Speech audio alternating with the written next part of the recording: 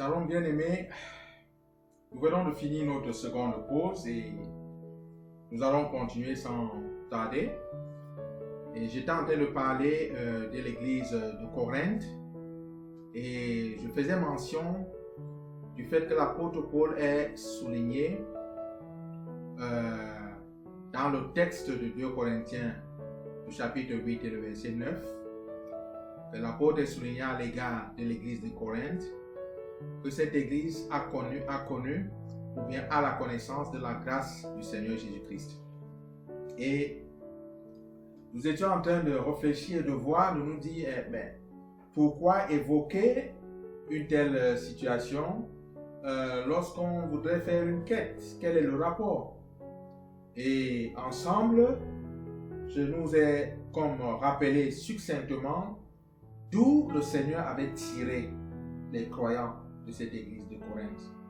C'était les gens qui étaient dans un bourbier comme on n'en trouvait pas, même au milieu des païens. C'est ce que l'apôtre Paul lui-même a dit. Mais le Seigneur les a pardonnés, le Seigneur les a nettoyés, le Seigneur les a purifiés, le Seigneur leur a accordé grâce sur grâce. Et c'est pourquoi l'apôtre Paul, en vue de pouvoir prendre une collecte de ce genre pour soutenir l'église de Jérusalem, a trouvé bon, comme guidé par l'Esprit du Seigneur, de rappeler à cette église d'où le Seigneur les a tirés. N'est-ce pas? Il dit que quand vous étiez dans cette situation, moi, l'apôtre Paul, avec les autres saints, nous avons eu compassion de vous. Nous avons prié pour vous, nous avons invoqué le Seigneur pour vous, nous vous avons enseigné, nous vous avons instruit, nous avions été patients vis-à-vis de vous, et voilà, vous êtes sauvés. Maintenant, c'est l'église de Jérusalem qui a des difficultés. Et ce n'est même pas la difficulté du genre que vous aviez eu, c'est qu'en fait, ils ont besoin de nourriture, ils ont besoin de soutien financier pour pouvoir leurs besoins. N'est-ce pas? Donc, j'en profite pour dire ici donc que le soubassement de la richesse à laquelle le Seigneur Jésus-Christ nous destine, selon la révélation que l'apôtre Paul a du Seigneur, ce soubassement est la connaissance de la grâce du Seigneur Jésus-Christ. Maintenant, je vais pouvoir, ou bien ceci me pousse à poser une question tout à fait légitime, qui peut sembler peut-être inutile pour quelques personnes, mais qui, de mon point de vue, a beaucoup d'importance. N'est-ce pas? Vaut son pesant d'or, si je puis parler ainsi. Donc, c'est quoi donc en fait, c'est quoi la grâce de notre Seigneur Jésus-Christ? Si je devais vous poser cette question, peut-être vous qui m'écoutez, si je vous demandais aujourd'hui c'est quoi la grâce du Seigneur Jésus, que me répondriez-vous? En tout cas, je parle devant une caméra, c'est pourquoi je ne m'attends pas à ce que tu puisses me répondre directement. Mais tu connais la réponse qui est dans ton cœur. Et peut-être n'as-tu même pas de réponse. Tu as été habitué seulement à entendre la grâce dans l'église. Toi aussi, tu as adopté le langage. Mais si je te posais la question, donc, c'est quoi la grâce de notre Seigneur Jésus? Tu te rends peut-être compte que tu ne la connaissais pas. Tu l'as peut-être expérimenté sans peut-être la connaître. Mais il est important que tu puisses la connaître. De mon point de vue, je dirais en des termes accessibles à tous que la grâce de notre Seigneur Jésus-Christ n'est rien d'autre que le cadeau qu'il a fait aux hommes. Christ a fait un cadeau aux hommes, n'est-ce pas? Et lorsqu'on parle d'un cadeau, c'est un don, c'est quelque chose de gratuit. Donc, ont accès, ce cadeau-là en soi, ceux qui y ont accès, c'est ceux qui croient en lui. N'est-ce pas? C'est comme si le Seigneur venait te faire un don et il te demandait simplement de tendre ta main et de recevoir ce don. Et dans sa bonté, il te dit qu'aussi longtemps que tu n'as pas tendu ta main pour recevoir, il va garder ce don-là devant tes yeux. Voilà jusqu'où va la bonté de notre Seigneur Jésus-Christ. Mais ce n'est pour autant pas parce que ce don-là est sous nos yeux que nous allons abuser de la patience du Seigneur. N'oublions pas que nous sommes en pleine guerre. Et que celui-là qui a eu le toupet et la capacité de traîner à sa suite le tiers des anges des cieux est capable de nous terrasser. Faisons attention. C'est pourquoi dans la Bible, on te fera comprendre que le jour du salut, c'est aujourd'hui. Quand tu entends la parole de Christ, celle-là sur laquelle tu es supposé bâtir ta maison, fonder ta foi, quand tu entends cette parole, n'endurcis pas ton cœur. N'est-ce pas? Il ne faut pas endurcir son cœur. Donc, l'un des textes de la Bible qui élucide cela est celui du livre de Luc, le chapitre 4, le verset 18 à 21. Et j'aimerais rappeler ici que ce texte de Luc que nous allons lire fait référence à une prophétie du livre d'Ésaïe, le chapitre 61. Je vais faire la lecture, question de pouvoir gagner du temps. L'Esprit du Seigneur est sur moi parce qu'il m'a oint pour annoncer une bonne nouvelle aux pauvres. Pour annoncer quoi? Une bonne nouvelle aux pauvres. Tout à l'heure, là, nous allons définir ce qu'est un pauvre. N'est-ce pas? Comme je le dis, plusieurs se méprennent sur ce mot et nous allons voir ce qu'il signifie. Parce que quand on parle de pauvres, nous allons seulement voir les gens en haillons, assis devant des églises ou devant les mosquées ou bien devant les lieux publics en train de demander de l'aumône. En étudiant cela tout à l'heure, nous allons comprendre de quoi il est question. Il m'a envoyé pour guérir ceux qui ont le cœur brisé, pour proclamer aux captifs la délivrance et aux aveugles le recouvrement de la vue, pour envoyer libres les opprimés, pour publier une année de grâce du Seigneur. Ensuite, ça c'est Jésus qui parlait, et Jésus le disait dans le temple, pour la petite histoire. Ce que nous venons de lire ici, c'est une portion de texte où Jésus est allé dans le temple. Je suppose qu'on connaissait en lui des talents de lecture de la parole. On lui a donné le rouleau ce jour à lire, et c'est ce texte qu'il a lu. N'est-ce pas? Et voilà donc ce qui est dit. Après avoir lu cette portion, on dit donc au verset 20, ensuite, il roula le livre, le remit au serviteur et s'assit. Tous ceux qui se trouvaient dans la synagogue avaient les regards fixés sur lui. Alors, il commença à leur dire, aujourd'hui, cette parole de l'Écriture que vous venez d'entendre est accomplie. Seigneur Jésus-Christ. Quel courage. Le Seigneur venait ici. Oh Seigneur Jésus, il n'y a vraiment que toi pour faire certaines choses. Devant les rabbins, devant, je suppose, le souverain sacrificateur et toute sa suite, devant tous ces pharisiens et ces sadducéens. Puisque c'est les gars qui aimaient montrer qu'ils étaient trop religieux, donc je suppose qu'ils étaient dans la synagogue.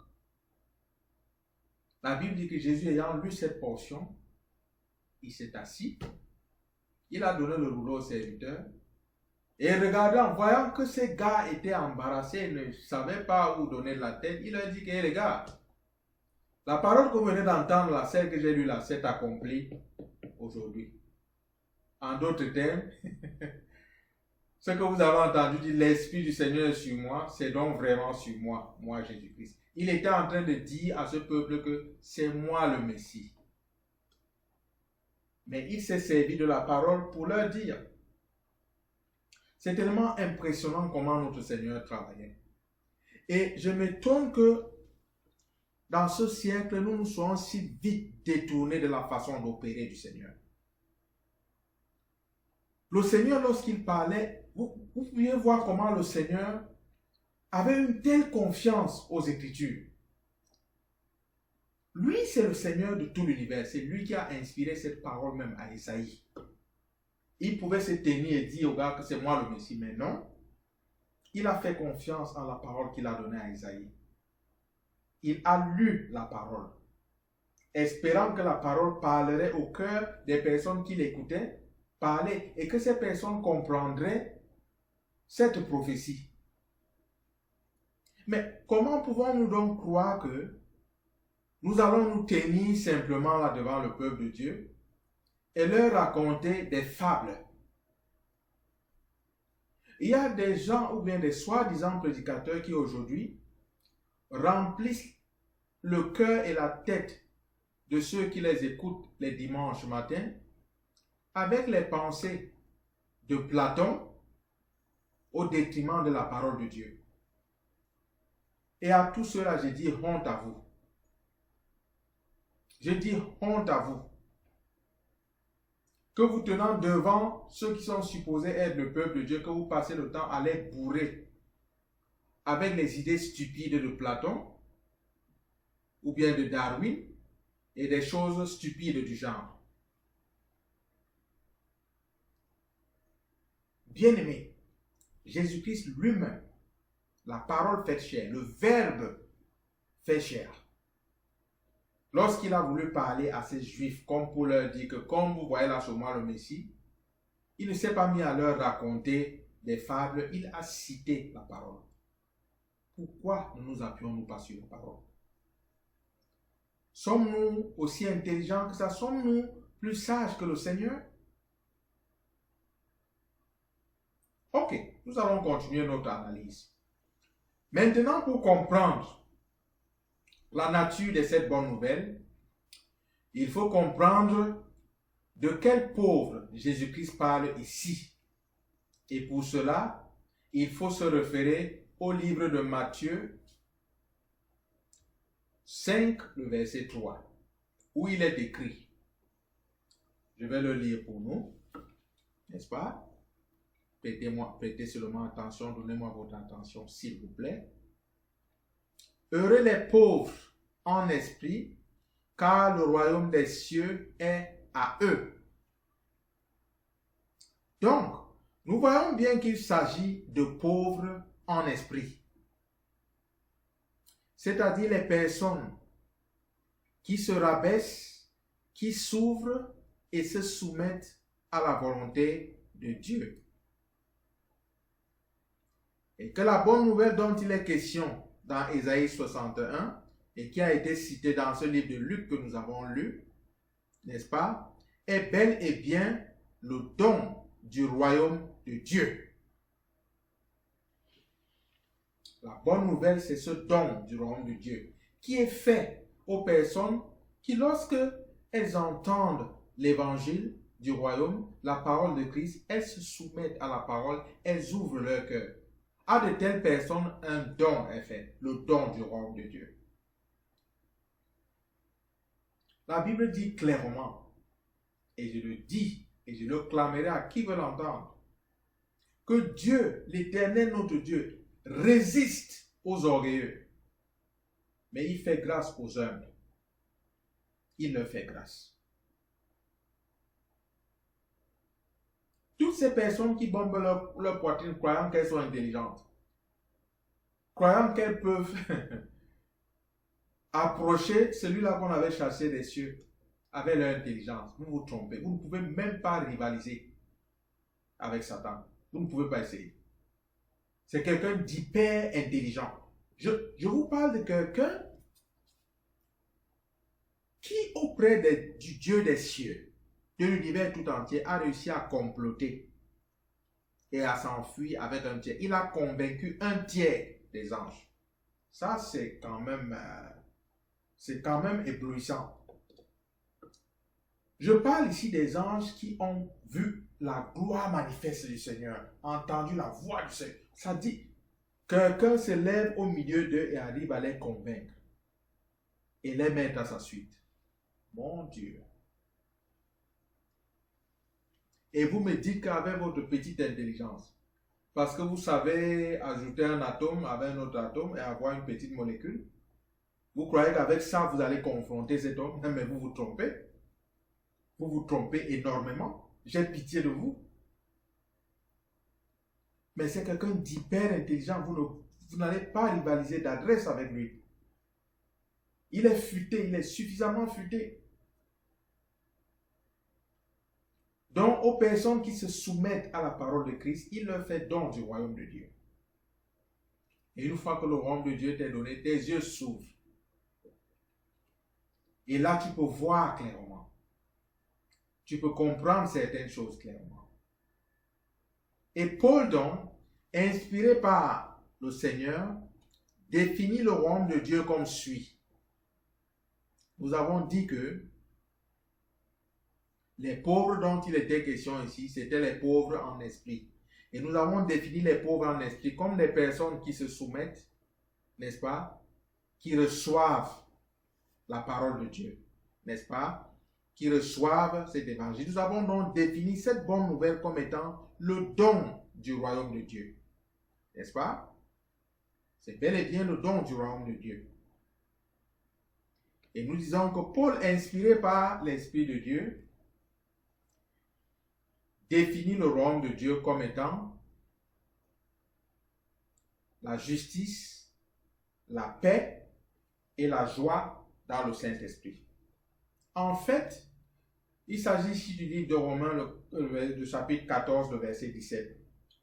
Paul commence ce verset en disant que le royaume de Dieu, ce n'est pas le manger et le boire, mais la justice, la paix, la joie par le Saint-Esprit. Il dit que, quand il parle du manger et du boire, il veut dire que cela n'a rien à voir avec les choses matérielles, avec les choses périssables. Cela n'a rien à voir avec ce qui frappe à tes yeux. Cela n'a rien à voir avec ce qui remplit ton ventre.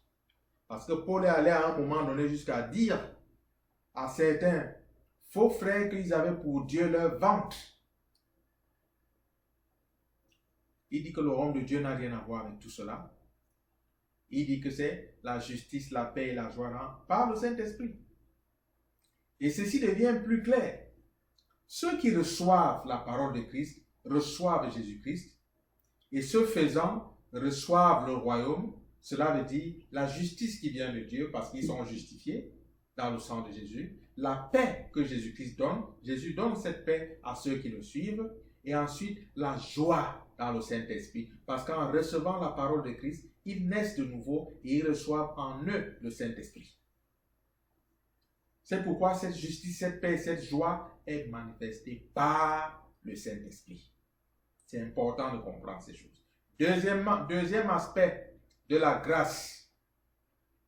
Le premier aspect, c'était un don. Le deuxième aspect de la grâce du Seigneur Jésus-Christ, c'est le rachat. Donc l'église de Corinthe a connu le don, n'est-ce pas, gratuit de Dieu. Ils ont connu ce don.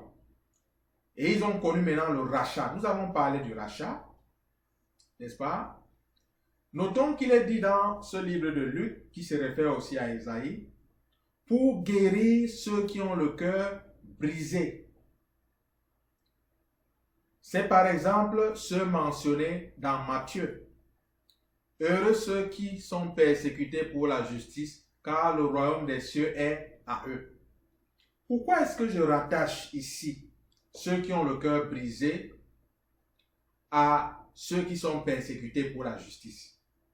Il n'y a rien qui peut affliger le cœur d'un individu que le fait d'être persécuté pour quelque chose de juste. Imagine, tu te lèves, tu vas offrir ce que tu avais de meilleur à ton voisin et pour te remercier, il te casse la tête ou bien il tue ton fils. Ça afflige. Ça afflige énormément. Tout ce que tu as fait, tu n'as fait que du bien. Tu as fait ce qui est juste, mais en retour, il tue ton voisin parce qu'il n'aime pas ta foi. Il tue ton fils parce qu'il n'aime pas ta foi.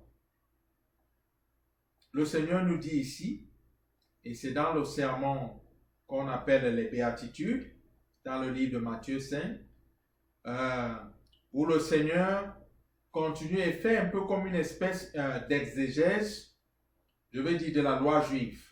Il y a plusieurs choses qu'il modifie. On vous a dit tant, mais moi je vous dis ceci, n'est-ce pas? C'est une espèce d'exégèse de la loi juive. Mais au milieu de ceci, il dit, heureux ceux qui sont persécutés pour la justice, car le royaume des cieux est à eux. Royaume des cieux, royaume de Dieu, on peut les assimiler. Ils peuvent s'interchanger, n'est-ce pas? Donc ça, c'est l'aspect du rachat, n'est-ce pas? Les racheter. OK? Donc, continuons. Pour proclamer aux captifs la délivrance. Ceux qui étaient détenus captifs, le Seigneur proclame leur délivrance. Comment? En restant seulement là et en proclamant? Non, mais en libérant cette même parole qui a été libérée dans le livre de la Genèse, celle qui a la capacité de pouvoir créer. N'est-ce pas? Et qu'est-ce qu'elle crée dans le captif? Elle crée la délivrance par la nouvelle naissance. C'est pourquoi l'apôtre Paul, en exhortant les saints, leur a dit que restez dans l'état où vous êtes quand vous êtes venus au Seigneur. N'est-ce pas? Si vous êtes venus au Seigneur étant esclave de l'un de vos frères, sachez que dans le Seigneur, il n'est plus question d'esclaves parce que tous nous sommes esclaves du Seigneur. N'est-ce pas? Il dit que, en fait, dans le Seigneur, esclave ou pas esclave de quelqu'un, ça ne veut absolument rien dire.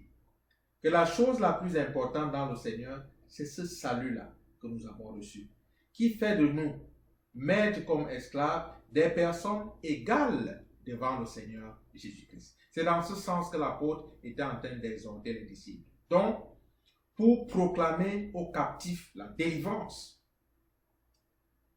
Femme, ta foi t'a sauvé. Ça, c'est une parole qui crée. N'est-ce pas? Pour proclamer aux aveugles le recouvrement de la vue. Dans ces deux points, le Seigneur promet de faire usage, comme je le disais, de la parole créatrice, comme celle du livre de la Genèse 1, pour donner aux captifs la délivrance et ouvrir les yeux de l'esprit de ceux qui ne voyaient pas, n'est-ce pas? Rappelez-vous les disciples sur le chemin d'Emmaüs. Ça, c'est Luc 24. Mettez ton péché de Luc 22, Luc 24, Luc 24. Voyez le verset, je pense, 31. Vous allez lire ceci. Alors leurs yeux s'ouvrirent et ils le reconnurent, mais il disparut de devant eux. N'est-ce pas? Quand les yeux des disciples ont fini par s'ouvrir lorsque le Seigneur a brisé le pain. Deuxième chose, alors il leur ouvrit l'esprit afin qu'ils comprissent les Écritures. Ça, c'est le verset, je crois, 45. Et je vais donc dire, bien-aimés, s'il vous plaît, la compréhension des mystères du royaume de Dieu est un don de Dieu. Dieu nous fait grâce de pouvoir comprendre les mystères de son royaume. C'est un don. Ce n'est pas quelque chose qui émanerait de ta capacité intellectuelle. Si jamais tu as dispensé les mystères du royaume de Dieu, sache que c'est un don. C'est un don que Dieu t'a fait. N'est-ce pas? Il faudrait que ce soit bien saisi. Il faudrait que ce soit bien compris. Okay? Donc, c'est donc cette capacité surnaturelle. Et c'est de cela que Jésus parle dans Matthieu, le chapitre 13, le verset 10 jusqu'au verset, je pense, le verset 11. N'est-ce pas? Nous allons le lire rapidement. Et après quoi, je crois que nous allons prendre une autre pause. Les disciples s'approchèrent et lui dirent, « Pourquoi leur parles-tu en parabole? » Jésus leur répondit, « Parce qu'il vous a été donné de connaître les mystères du royaume des cieux et que cela ne leur a pas été donné. N'est-ce pas? Les disciples s'approchent de Jésus et lui posent une question tout à fait légitime. Parce qu'ils savent que leur maître, c'est quelqu'un qui n'est pas partial, c'est quelqu'un de bon. Ils disent que non, bon maître. Pourquoi est-ce qu'à nous, tu parles clairement, mais à ce peuple-là, tu parles en parabole? Il dit aux disciples, à vous qui me suivez, qui vous êtes soumis et avez reçu ce don de la grâce que je vous ai fait. À vous, le Père et moi, nous avons donné de pouvoir comprendre les mystères du royaume des cieux. Mais pas eux.